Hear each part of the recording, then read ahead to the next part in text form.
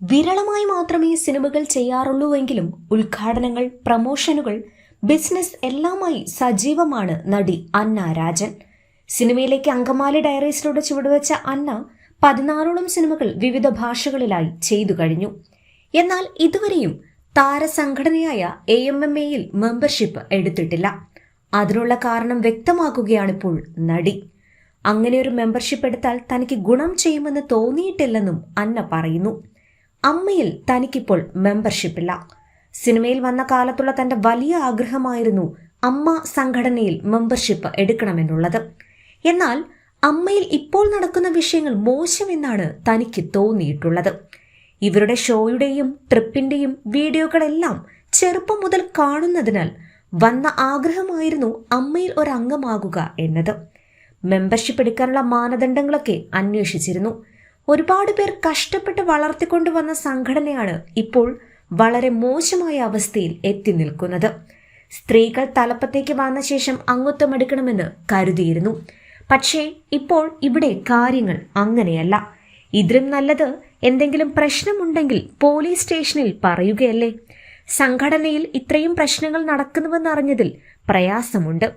എല്ലാ പ്രശ്നങ്ങളും പരിഹരിച്ച് അവർ ഐക്യത്തോടെ മുന്നോട്ട് വരട്ടെ.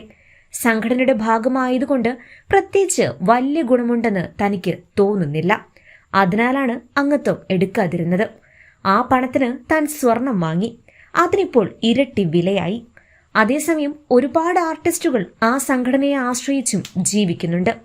ആ സംഘടന എന്നും അങ്ങനെ തന്നെ നിൽക്കണമെന്ന് തന്നെയാണ് തന്റെ ആഗ്രഹം. സൂപ്പർ സ്റ്റാറുകൾ തിരിച്ചു വന്ന് സംഘടനയെ ഉഷാറാക്കി കൊണ്ടുവരട്ടെ എന്ന് ആഗ്രഹിക്കുന്നു. ന്യൂസിലൂടെ മാത്രമേ ആ സംഘടനയിൽ നടക്കുന്ന കാര്യങ്ങൾ താനും അറിയുന്നുള്ളൂ. പിന്നെ എല്ലാ അസോസിയേഷനിലും പ്രശ്നങ്ങളുണ്ടാകും. ഉദ്ഘാടനങ്ങളും മറ്റുമാണ് താൻ കൂടുതലും ചെയ്യുന്നത്. സിനിമ ചെയ്യാറില്ല.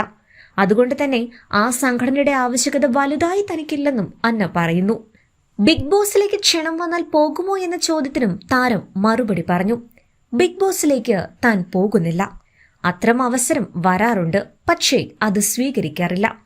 അവിടെ പോയി എങ്ങനെ അതിജീവിക്കുമെന്ന് തനിക്കറിയില്ല.